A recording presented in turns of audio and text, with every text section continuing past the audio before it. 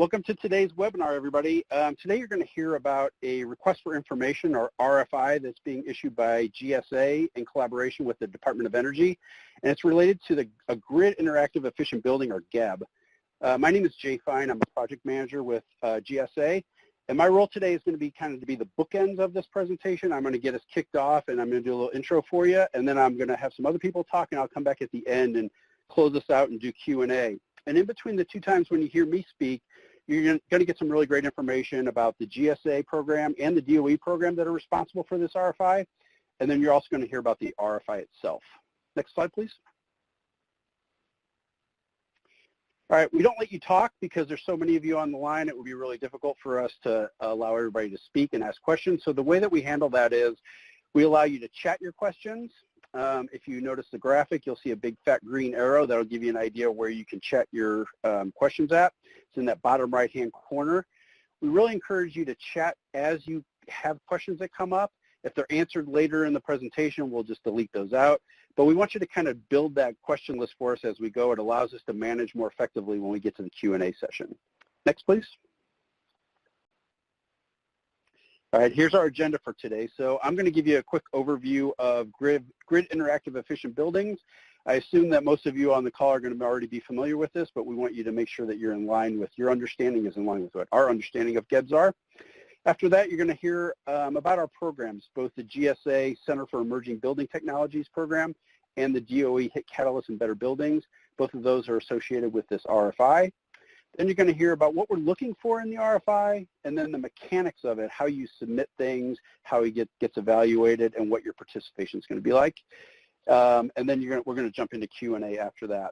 I do also want to mention at this point, originally this was scheduled for an hour. We have extended, we got all the presenters willing to stay for up to 90 minutes. So if there are enough questions, we will stick around and try to cover those in a 90-minute session. Next, please. All right, so what is a grid interactive efficient building?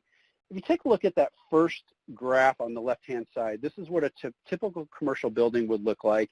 Across the x-axis is time running from, say, like midnight to midnight, and then up the left-hand or y-axis, you've got your energy demand. So you can see, as you know, a typical building during the day, you increase your energy demand throughout the day. If you go in and go to the second graph, that graph is an energy efficient building. So you put in energy conservation measures, you apply those, and you can see kind of that line where it's shifted downward, where you're consuming less energy.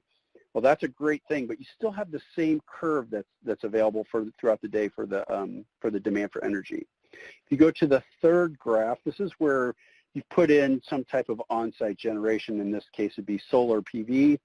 So when you have that, then this creates a shift in that second curve, where when the sun comes out, your demand goes way down because you're satisfying that with your on-site generation.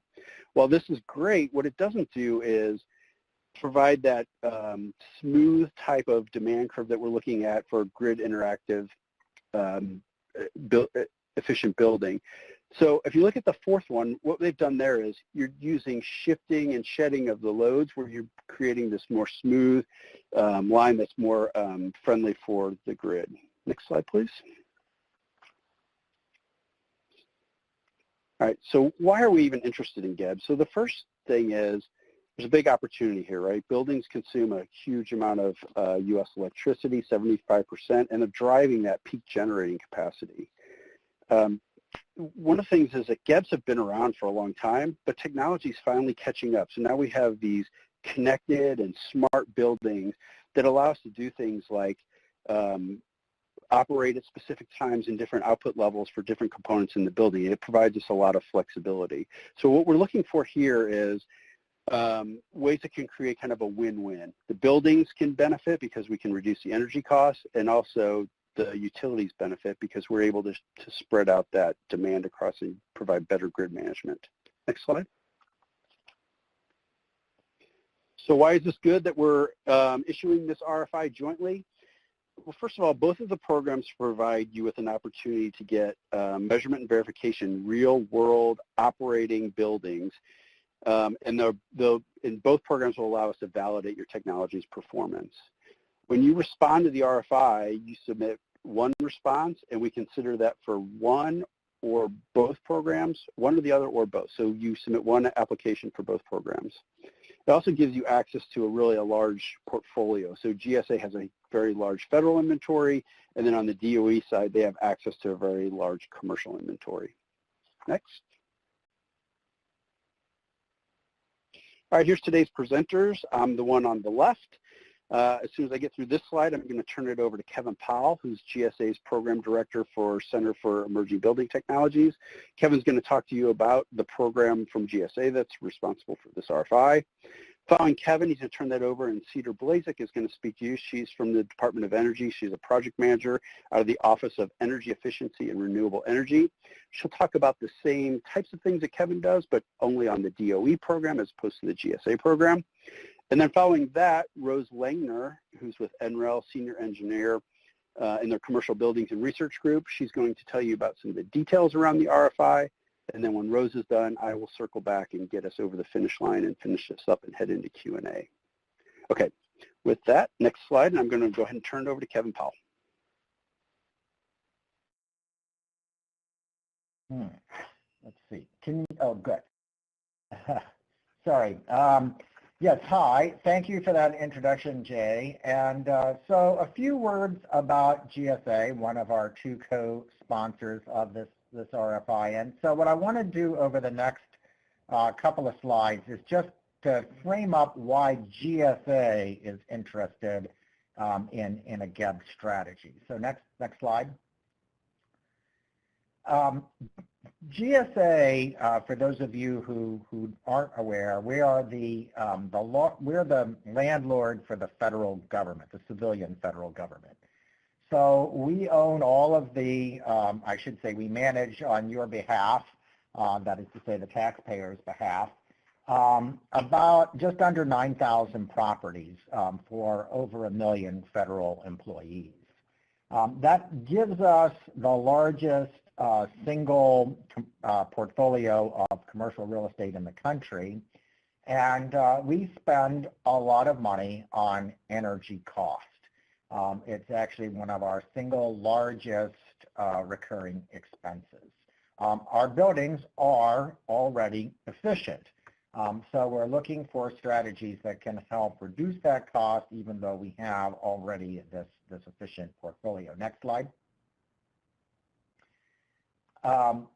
We've had a program, this Proving Ground program, as part of our Center for Emerging Building Technologies for about 8 years at this point. And the reason that GSA launched this program is to essentially validate the innovation that is out there. That is to say, there's an awful lot of new technology that promises to be able to do things better than we've ever done them before. And certainly what you're going to hear about in terms of this GEB strategy is exactly that sort of thing. It's just that we haven't had the field experience to really know that these work in the real world of our operating buildings and the way we install things, the way we buy things, and then the way we manage things. And of course, to the degree that there's tenant impact, that our tenants are going to accept it. So we've had this program of field evaluations for about 8 years to help us to separate the, shall we say, the wheat from the chaff is what I was going to say. Next slide. The program has had a really significant impact on our agency, and I think actually really in the broader world of commercial building technology. To date, there's been, as you can see, almost more than 600 applications that people have submitted to request for information over these years. 70 of those applications have been accepted for field validation. We've publicly published results on about half of those, a little more than half of those. And then, 15 of those technologies are ones that we have found to be very essentially applicable to GSA's portfolio. We've been deploying them relatively aggressively and broadly. And so what you can see from that bottom line right there is that we're saving nearly $200 million over the course of the lifespan of those technologies based on that investment. So I think, again, it's something that our agency takes note of. It's something that we all want to continue to essentially realize. And we think there's potentially the greatest ever savings could be associated with this particular RFI. So next slide. And this slide really, I think, conveys what that opportunity is and why we're participating in this RFI, in fact, why we've shaped this RFI. Rocky Mountain Institute did a study for us last year, and they looked at what would be the impact of this grid interactive efficient building strategy if we deployed this across our portfolio. And I think everybody would say that bottom line was pretty eye-opening. That is to say, we're talking about a $50 million annual savings. And as I said, we're only talking about $380 million of total energy spent, of which a fair amount is in process loads, and so therefore is not really subject to the strategy. So this is a remarkable, potentially a remarkable amount of cost savings. And a lot of the reason that can occur is for, as Jay had stated at the very beginning of this call, we're flattening out that demand. So those demand charges that we're seeing would essentially be minimized, will be substantially minimized. And I think the key thing is, and this is what I'm hoping all of the, the folks on the phone and respondents to this RFI are going to sort of help share with us. We know how to make an efficient building. We have a lot of technologies. We've done a lot of evaluation of those technologies, and we've actually done a lot of deployment. That's how we've achieved that savings. What we know a little bit less about is how to manage that efficiency, along with, we've actually made a fair amount of investment in on-site, on-site renewables. We have actually also, in some cases, made some investment in energy storage.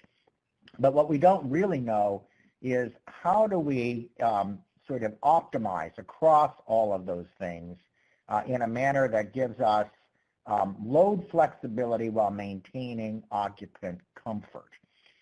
So that's I guess the big picture idea. It's something that I've got to say I'm super excited to see realized. I think we, as Jay had said also at the outset, it's something we've understood we could do for a while, or had hoped we could do for a while, but I feel like we feel that technology has finally caught up to a place where we may be able to actually demonstrate that it is achievable.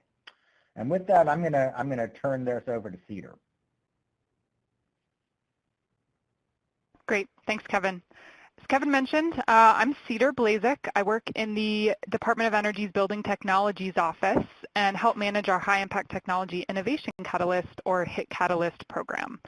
The HIT Catalyst supports research and development of building systems optimization and technology solutions that improve whole building performance and contribute to ultra-low energy buildings.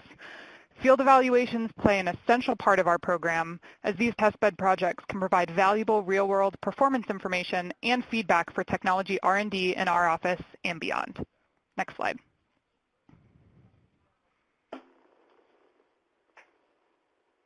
Partnerships with other non-federal organizations play an integral role in technology field evaluation. Voluntary structured partnerships provide an open and ongoing pathway to identify a range of technical needs, as well as provide field sites that may be applicable for evaluation across many different types of technologies and systems.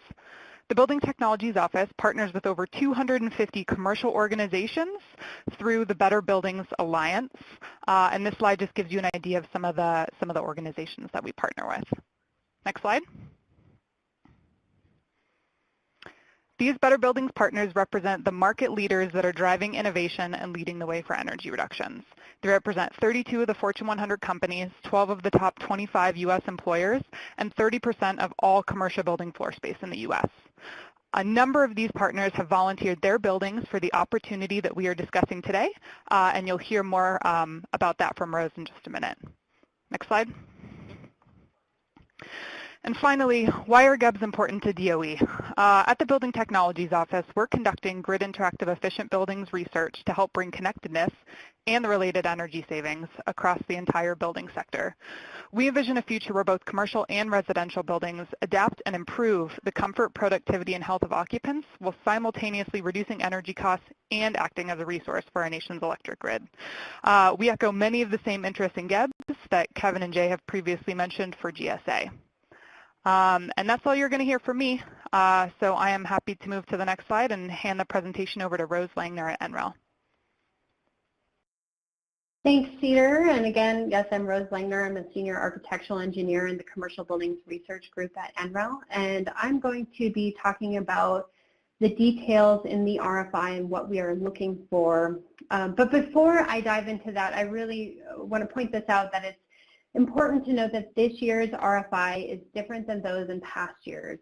Past year RFIs have focused on individual technology categories, seeking technologies that push the edge of energy efficiency for installation in a host site.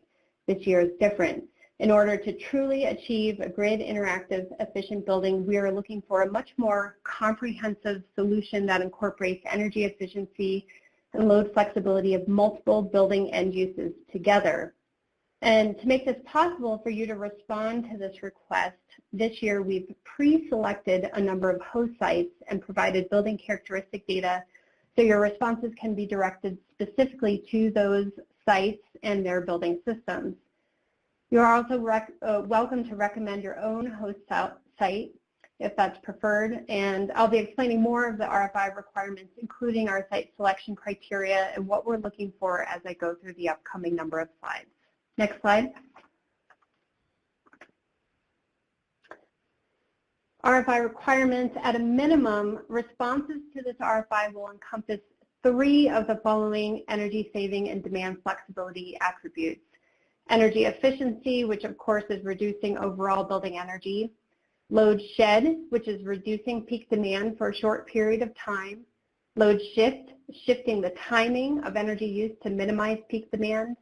And modulation of electrical load at the sub-seconds to seconds level. This is the capability to provide small-scale distributed grid stability and balancing services by automatically increasing or decreasing power demand or reactive power of particular equipment in a building. Next slide. Also really important, these are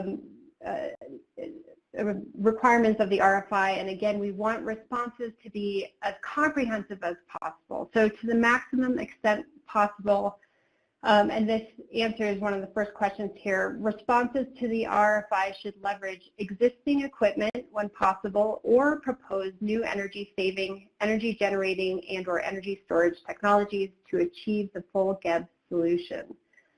We're also looking for the responses to include a software solution that can integrate and coordinate the control of multiple building energy systems and distributed energy resources. This software solution should include, at a minimum, the ability to integrate, control, and establish trends of multiple building end-use systems to reduce energy consumption and shed and shift electrical loads to reduce peak demand. At a minimum, it should also provide the capabilities to support decision-making and changing building operations on a frequent basis in an effort to reduce peak loads and respond to demand charges, time of use utility rates, seasonal variations in utility rates, or other building and occupant needs. If possible, this software solution should offer communication capabilities to react to utility demand response signals and other utility service signals from independent system operators or regional transmission organizations. And also, if possible, the software solution should provide the capability to learn building energy consumption trends and use external input to predict energy needs for next day operation. Moving on to the third bullet point, we're looking for technology providers to coordinate and optimize the control of multiple building end-use systems, energy generation, and storage. So at a minimum, we'd like the solution to coordinate multiple building end-use systems beyond HVAC and lighting. Additional end-use systems include plug loads, on-site generation, thermal or battery energy storage, electric vehicle charging, or a combination of these. And if possible, we'd like the solution to integrate all systems with automated control and prediction algorithms, which I know is a stretch, but if that capability exists, we'd like to see it. And lastly, we'd like the technology providers to include and describe any required ancillary energy or engineering services to deliver a comprehensive GEB solution. Next slide. Respondents to this RFI can be a single company or a team, but each type of respondent must include all capabilities required to deliver the proposed full GEB solution.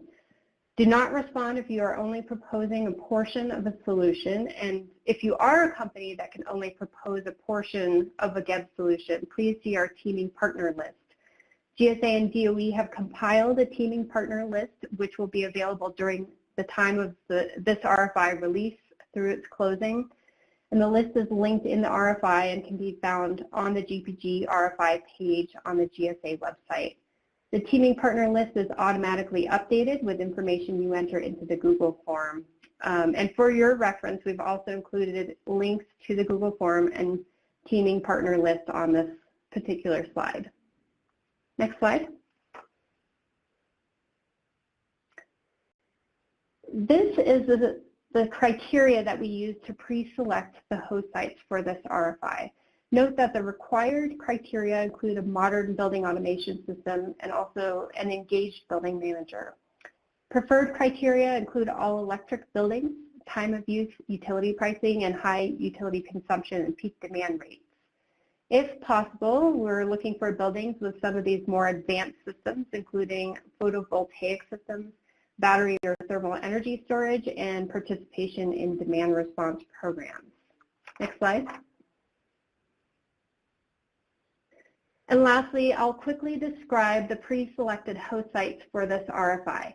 The sites include 7 public sector buildings. Within those buildings, we've included 4 GSA sites and 3 city sites that consist of 1 office and 2 primary school buildings. We also included 4 private sector sites that consist of 1 supermarket, 1 office retail building, and 2 hotel casinos. Again, we do provide technical attributes of each building's characteristics and systems in the RFI, so applicants can submit a package of technologies and strategies to deliver a comprehensive GEB solution. Applicants are also welcome to submit responses to 1 or more of these locations, and they can even recommend their own commercial building to host the test bed as long as it meets the site selection criteria that I mentioned on the previous slide. So those are the details of what the requests are in this RFI. And with that, I'm going to pass it back to Jay, who will talk about the mechanics and what it means to actually participate in the RFI. Okay, great. Thank you, Rose. All right, so what I'm going to talk to you about is what are the steps if you want to apply in response to the RFI, and then what are we going to do with that response, and then if you are selected, what that potential future involvement looks like. Next slide, please.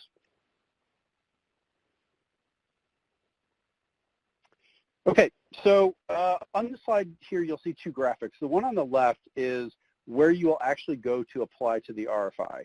So the responses are collected through a government website called fedbizops.gov, and you'll see that solicitation number that's listed there as well. On the right-hand side is something it's downloadable. It's the actual application itself. Has all the questions. I highly recommend that you download that, complete your response offline, and then cut and paste it into FedBizOps. And the reason for that is because FedBizOps will not save your information as you go. It doesn't save anything until you hit submit. So there's a lot of really detailed questions. It'll really take a lot of time if you don't, and you'll lose your information if you don't complete the whole thing in one sitting. A couple of really important things that I want you to know about. First of all, at the very top of this, it says applications are due by Monday, December the 9th. If you look at the current FedBizOps posting of the RFI, it will say December 2nd. We have agreed that we are going to extend that by a week, and our acquisition people are in the process of changing that. So there will be an amendment. It will be December the 9th. And the other point I want to make is regarding amendments themselves. So when you get into FedBizOps, At the very top, just below where it says GSA, the emblem for, or the logo for GSA, there's a place that'll say, do you want to see if there are any amendments? Make sure you click that button. We've already had amendments. Our original posting had difficulty with the hot links. We've corrected that, so make sure you go to the amendment and get the most recent copy of the RFI. Next slide, please. Okay, these are the factors that we consider when we're evaluating your response. There's 5 things. The very first one is innovation. And with innovation, what we're looking for is, what degree does this technology, is it going to represent some type of transformational opportunity for both the federal and the commercial building sector? And the second item is performance. And under performance, what we're looking for is, how well is your technology going to provide the GEB benefits that Rose pointed out? And those were things like energy efficiency, shifting, shedding, and modulating loads. And then the third thing is costs and savings. So this is looking at the financial benefits of your technology. What's the payback going to be like? What's the life cycle cost? What are all the installation costs? What is the cost of the technology? What are the benefits and what are the savings? Number 4 is deployment potential. So we're looking to see if this is a unique solution for one building, or if this is an opportunity where we might be able to expand this and apply it to a broader range of both federal and commercial buildings. And then number 5 is technical risk. So here we're looking at things like, do we think it's going to operate the way it's intended once it's installed? Are there IT security concerns? Are there concerns about operators or O&M or occupants of the building? Okay, next slide, please. Okay, if you're selected for participation, this is how you would participate. So the first thing is about technology, and the way that GSA and DOE programs differ here are quite large.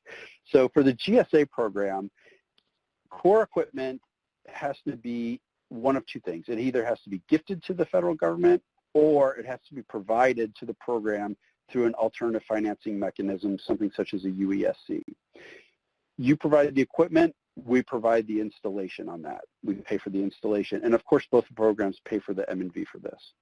For the DOE program, the vendor, the provider of the technology is connected with the building owner, the host site, and the 2 of those get together and negotiate on both the details and the cost of the project. For time and travel, one of the things that's important to note here is that we really want you to be we actually will require that you be an active participant. You be part of the project team itself. So we use the Department of Energy National Labs. We use them as our third-party M&V. You would participate in things with them, things such as the test bed design, developing the project plan, and the evaluation reports. You'd review and comment on those evaluation reports. You also would be involved through providing guidance on how to install the technology, the commissioning, tenant engagement. If there's issues or problems that come up throughout the project, you'd be involved with solving those. You would be just actively involved in all of the project team that's managing. You would be expected to be on site anywhere from 1 to 3 on-site meetings. It depends on the location, it depends on the technology, but 1 to 3 is a good estimate of how often we'd expect you to be there. And then at the bottom, this is really important to note. So this says neither GSA nor DOE will provide direct funding to participate in the evaluation. That means neither of those government programs is going to write a check directly to you. You will not get paid for your participation in this. Okay, next slide, please.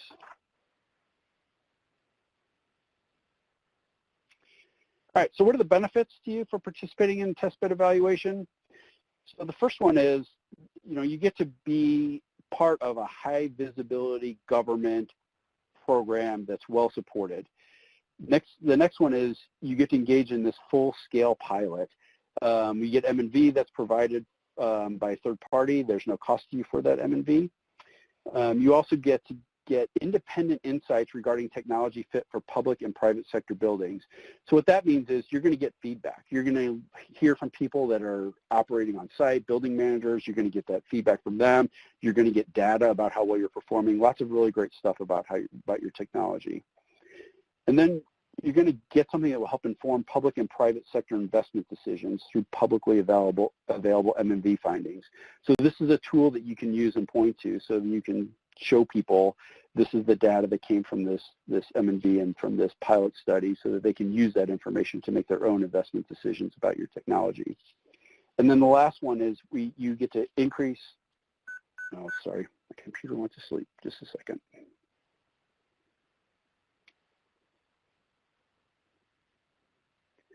Oh, that's terrible. Okay, you get to increase market acceptance by validating real-world performance.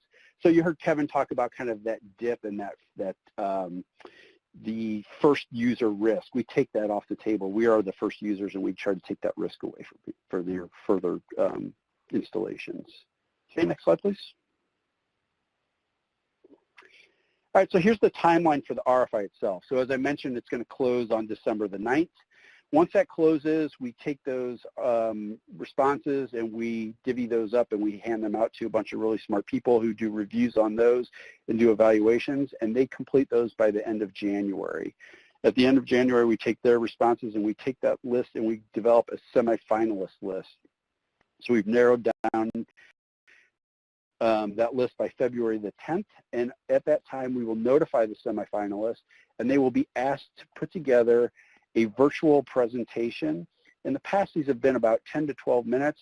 Because of the complexity of this technology, we may expand that a little bit, but I would expect probably no more than about maybe 20 to 30 minutes tops. So we give a presentation virtually on March 3rd or the 4th to a panel of people from both GSA and from DOE. There'd be some Q&A at that point as well, but that would be the final piece of your application and participation in the RFI submission. And then we take that information and we'll select finalists no later than March the 31st. Next slide, please.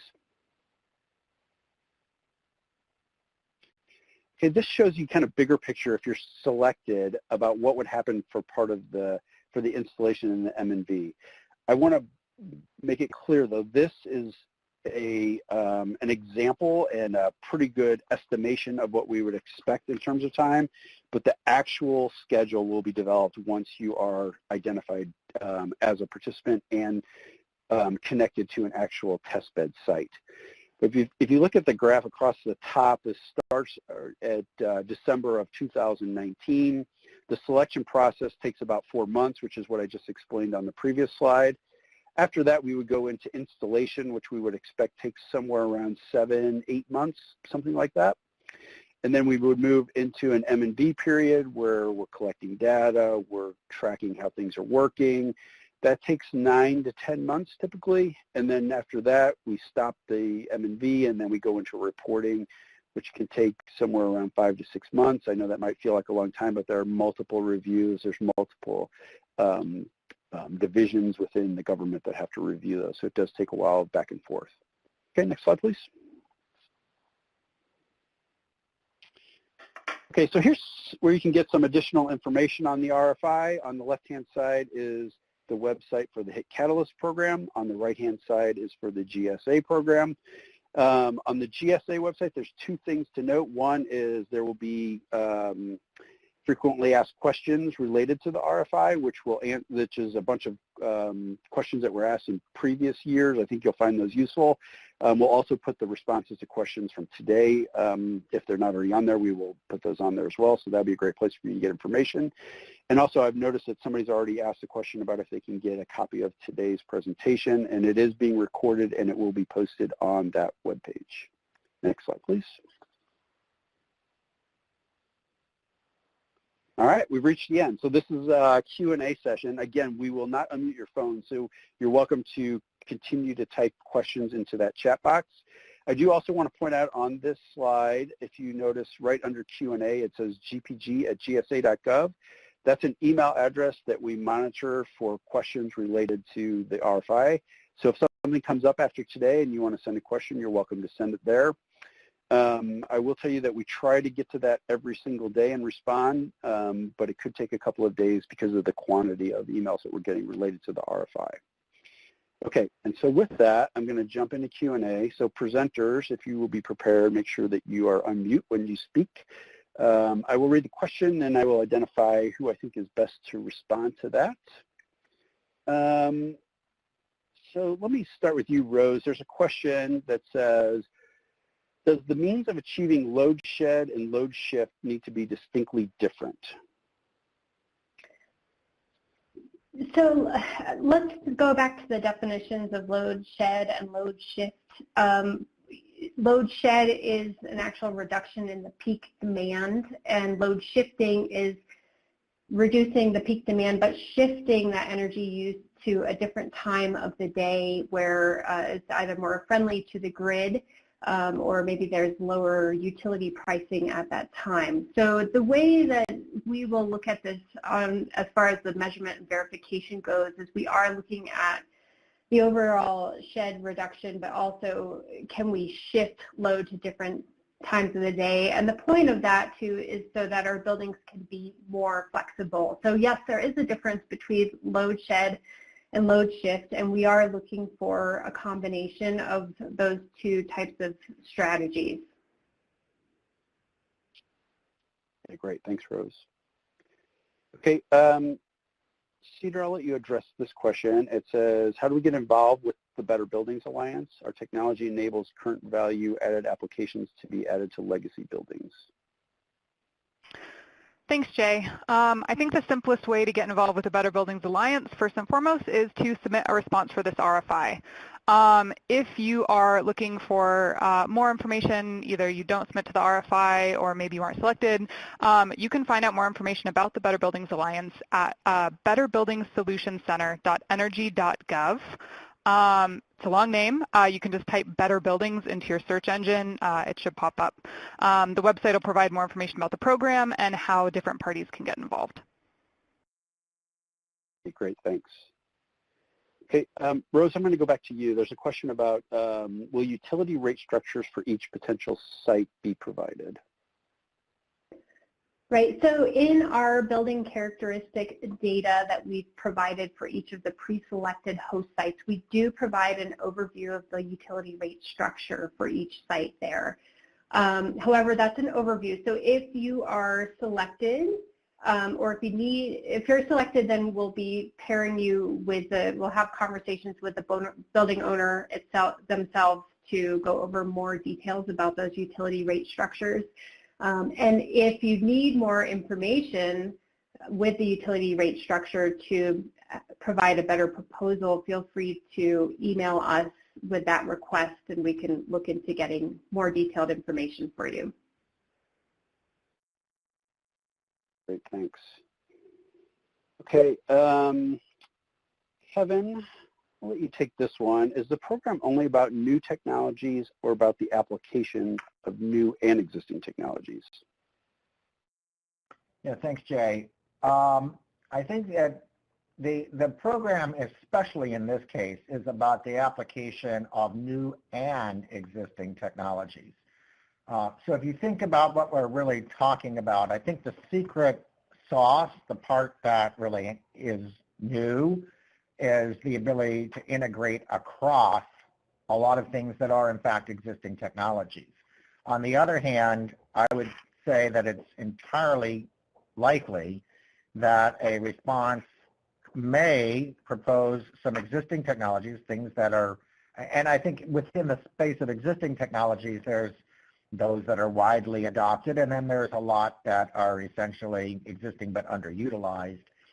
My guess is that I could easily imagine a response that has some underutilized technologies, potentially some proven technologies, as well as this integration technology that I don't think is widely available currently.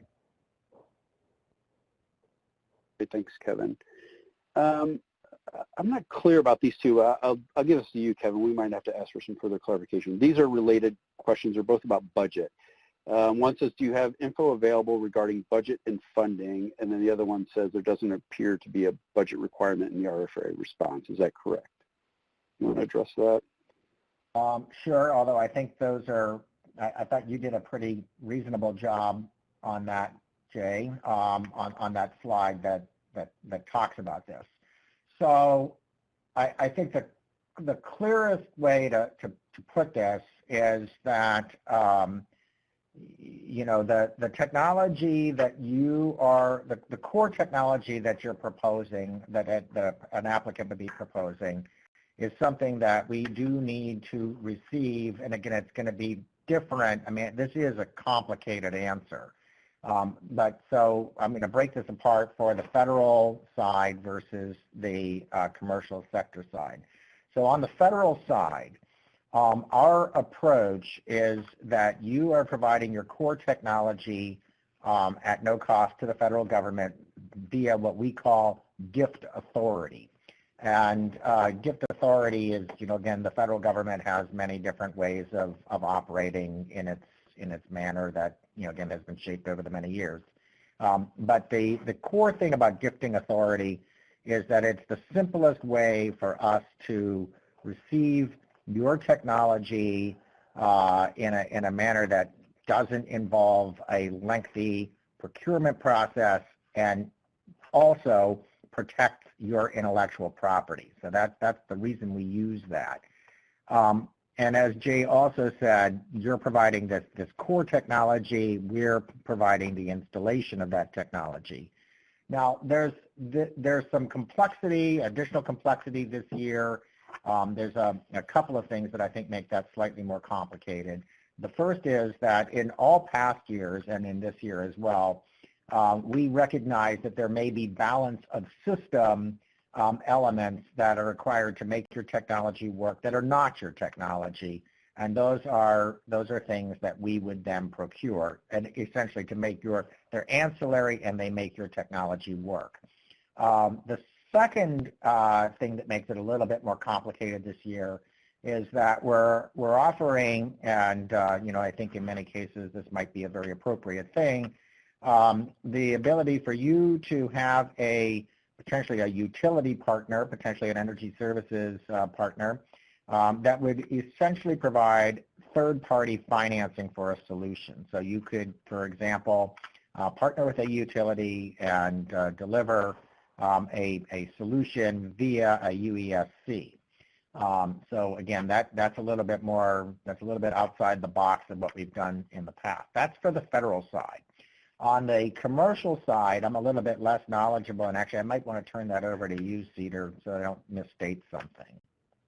Sure. So there is a differentiation whether or not the technology is going to go into a federal building or one of the buildings of our commercial partners.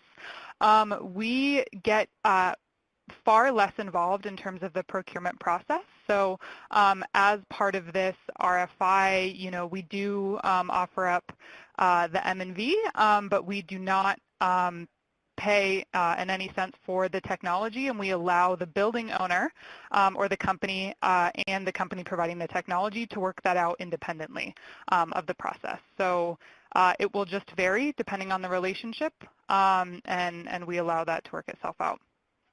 Hopefully that's clear. Great. Thank you, Cedar and Kevin. I'm feeling a little left out, so I'm going to answer one myself. The question is, do you have interested utilities listed as team partners or recruited? So the answer to that is if you go into the actual RFI itself, there is a place where you can put your own name on, complete a form where you can list yourself as a potential partner for others. And there's also a place there where you can view a spreadsheet that lists everyone who has already completed that process and who has identified themselves as an interested partner. So you can get that information directly from the posting itself. As I mentioned earlier, though, the only way that will work is when you go into the RFI itself, make sure you click at the top where you see all the amended versions and go to the most current version of the RFI.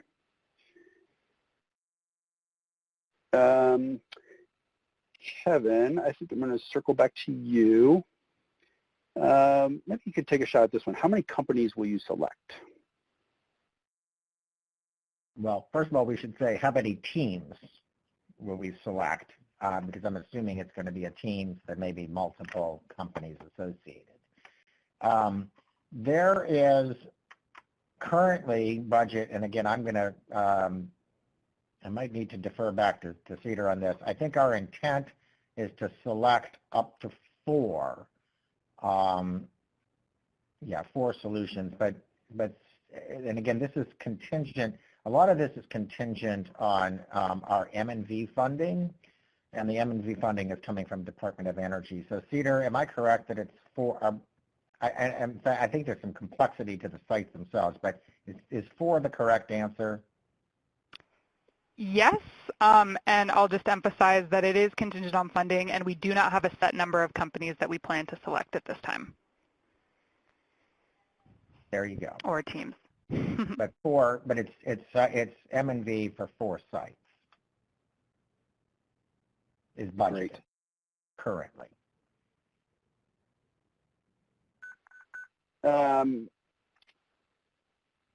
I'll take another one here. So there's one that says, for previously selected sites, how specific is the historic electrical metering data?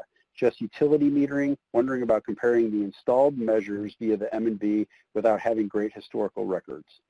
All right, so there's 2 things. One, when we do these, what we've done in the past is we create a baseline period where we collect data with either, if there's not already sufficient BAS data, we'll go in and install meters that are necessary to collect all the information that we need. We run for a baseline period, then we install the technology and we check the difference. We also, at least on the GSA buildings, we have a pretty robust set of historical data. We generally have pretty good electrical metering. We have smart building data. We have a lot of information that we can use, but we use that usually just as support and try to set up our own baseline. I'm not familiar with on the DOE side, but I will let Cedar, do you have anything else to add to that, or do you know of anything differently that gets done on the DOE side? Actually, Jay, if you don't mind, this is Rose. I have a few things to add to that. So in the building characteristic data that we provided in the actual RFI, we do note any metered type of data that the building may have. Again, this is an overview, so once we select the projects, we will be diving into that detail a little more thoroughly and looking at what existing data each of these buildings actually has. And the other portion of this is that the national labs will be conducting the M&V portion, so as Jay was saying, we'll be looking into how to determine the baseline energy use, whether additional meters need to be installed, et cetera, so that we can really have a robust baseline database.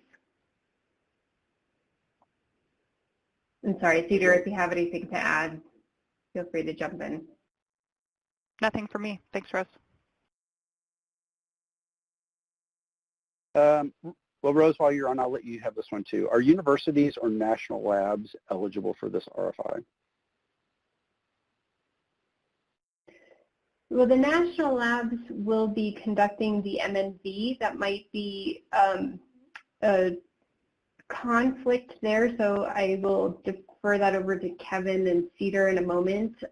Universities are fine to be partners, so I would, or applicants to this RFI as well. So I think that universities are fine, and national labs, I'll defer to Kevin and Cedar on that.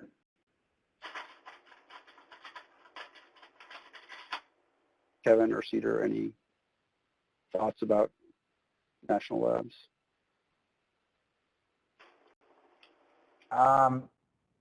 That's an intriguing question, and one that I'd honestly say we'd have to get back to you on that. As Rose said, there's a potential conflict, but I don't think so. I would want to verify this, but I think the short answer is a national lab could easily submit a technology, and I could easily see, like, and I assume that this is what this is really referring to, is that there may be some technologies that have been developed at a national lab, in fact there typically are, that are in the process of being spun out, and I'm assuming that's what is really being asked. Because, we think of national labs, just to be clear to everybody, all of these third-party evaluations are done by national labs. So when we're talking about the M&V we're providing, it's going to be a national lab that's going to do that M&V. conflict that Rose was saying is that it's a little odd for a national lab to be evaluating a national lab. So we want to make sure that we're okay with that. I will also say that in the past, we've had a kind of a requirement that there's a path to commercialization. So if you're a national lab, you have a technology and you don't actually have a path to commercializing it, that's something that at least in the past we've not looked favorably upon. In this particular case, again, I'd say we need to take this up and sort of get back to you on that. But that's a long and extemporaneous answer, and hopefully that helps. Okay, great. Kevin, I'll let you keep going. The UESC was given as an example of a finance mechanism for a project. Is there openness to alternative funding mechanisms that are tied to the GED project? Absolutely. Do I need to go on? No, I think that's perfect. Here's a question. I'm not sure exactly what this is saying. So this says, can our agency observe the presentations via webinar teleconference? I think you're referring to the presentations that I mentioned that the semifinalists will give at that March timeframe. I'll take a shot at this and then I'll let everybody else weigh in. But I think that is not the purpose of those presentations is not for outside people to see them, but for our own evaluation internal and trying to select the finalists for the RFI selection. So I would say the answer is no, unless it's your own group that's participating, and then you would have to find access for them through your own means. Anybody want to add to that or other thoughts? Okay, great. Here's one I'll take myself also. So if additional meters are required for M&V, will the cost be absorbed by the building? Typically, the cost for any additional metering is what we consider part of the M&V, and so that's part of the funding that GSA would provide. And Cedar, I'll let you answer, but I believe that's the same is true on the DOE side. Yes. Okay, perfect.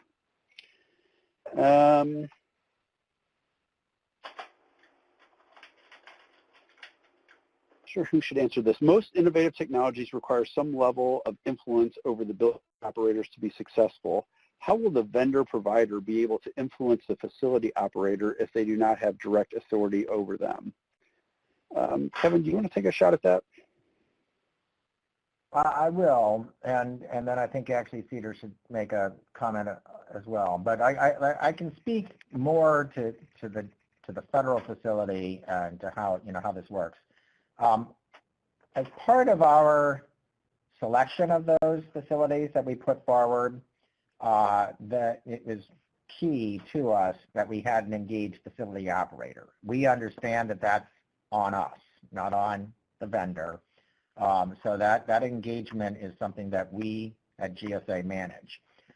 To the degree that somebody submitting to this RFI is going to select a facility that is not one of the ones that we've already identified, we would want you to have at least had some kind of interaction. I mean, we would suggest, how about that you might have had some kind of interaction with some GSA person in selecting that facility to ensure that they're engaged. Certainly, if somebody proposed a facility that was not one of the ones that we had previously identified, as part of our own due diligence, we're going to reach back to the various folks that are associated with that facility from the, again, you don't need to know how GSA is structured, but there are a series of people who need to be on board. And we're going to make sure that actually is the case, because, I mean, again, great question. Most of these technologies, I mean, this whole idea doesn't work if the facility manager is not on board. And then I don't know, Cedar, if you want to talk about, again, I think it's a bit broader on the DOE, on the Better Building side. And so I'll just note from our Better Buildings partner perspective, all the buildings and facilities that are already included in the RFI, they have opted into this opportunity and therefore already have some level of buy-in at their facilities. Most of them have spoken with their facilities operators and are aware of this opportunity and what that commitment might mean. So I would say that most of these folks already have some level of buy-in, and we know that that's necessary to make this work. And this is Rose. One additional thing to add is, in my experience in working through some of these M&D projects through these programs in the past, is that the national lab representatives can help facilitate that engagement piece of this between the vendor and the building owner or the facility manager. Okay, great. Okay, I think we've worked through all the questions. Let me check real quick. Okay, yeah, I think we have everything. So I will remind you, if there are future questions, you can send them to gpg@gsa.gov, and we will address those questions directly back to you. Thank you, everyone, for joining today. We're really excited about this RFI and really looking forward to seeing what types of responses we get. So thanks for your participation. Okay, that's it. Have a great day.